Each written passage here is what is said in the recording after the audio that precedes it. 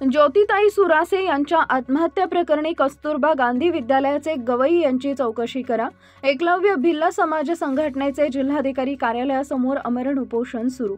बदनापूर येथील कस्तुरबा गांधी बालिका विद्यालयाच्या विद्यार्थिनी ज्योती सुरासे यांच्या आत्महत्या प्रकरणी गवई यांची सखोल चौकशी करण्यात यावी, या मागणीसाठी एकलव्य भिल्ल समाजाचे आमरण उपोषण सुरू आहे।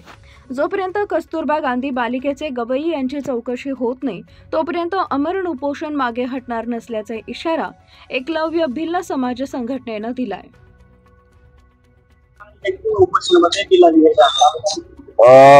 आज आम्ही ज्योतिताई सुरासे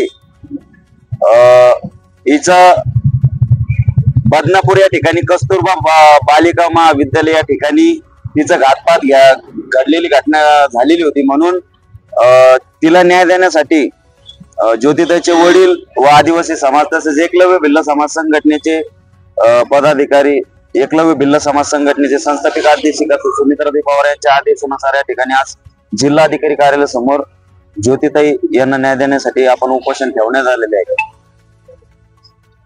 काय घटना घडली?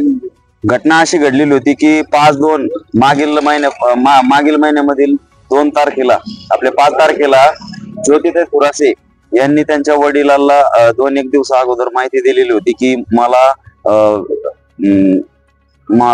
गांधी ज्योतिबा गांधी कस्तुरबा हॉस्टेल या ठिकाणची गवई मॅडम सतत टॉर्चर करत आहे, त्रास देत आहे, म्हणून मला तुम्ही या हॉस्टेल मधून घेऊन जा म्हणून त्या ठिकाणी स्वतः संजय भाऊ सुरासे ज्योतिताई यांचे वडील त्या ठिकाणी गेले।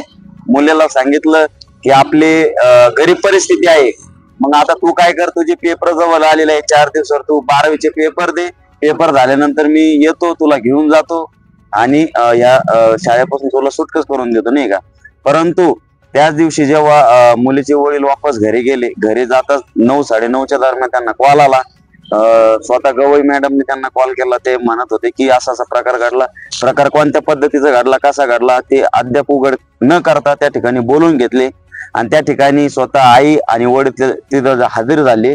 हजर होत असतात त्या ठिकाणी रूम मध्ये त्यांच्या मुलीचा मृतदेह फासाला लटकत्याच्या अवस्थेत आढळून मिळाला।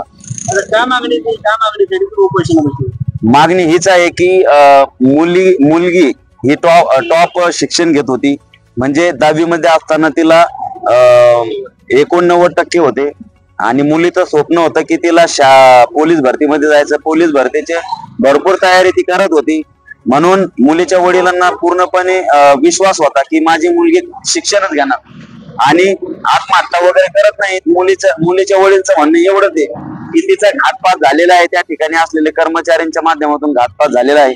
म्हणून आज एकलव्य भिल्ल समाज संघटना व त्यांच्या कुटुंबाच्या माध्यमातून आम्ही सांगू इच्छितो की मुलीला न्याय देण्यासाठी त्या शिक्षकांवरती कलम 108 नुसार त्यांच्यावरती कारवाई झाली पाहिजे, त्यांच्यावरती गुन्हा दाखल झाले पाहिजे, हीच आमची मागणी आहे। माझं नाव संदीप सुरेश गायकवाड, एकलव्य भिल्ल समाज संघटना महाराष्ट्र प्रसिद्ध प्रमुख। संशय कोणावर? या ठिकाणी आदिवासी बांधव तसेच मुलीचे वडील, स्वतः मुलीचे वडील यांना दाग संशय येतो। त्या हॉस्टेलचे वार्ड अधिकारी म्हणजे गवई मॅडम, वार्डर गवई मॅडम यांच्यावर दाग शंका आहे आणि त्यांना विश्वास आहे की तिचा घात त्यांच्याच माध्यमातून झालेला आहे। प्रवृत्त केलं तिला, त्यांना प्रवृत्त केलं, त्यांना मजबूर केलं असं वडिलांचं म्हणणं आहे।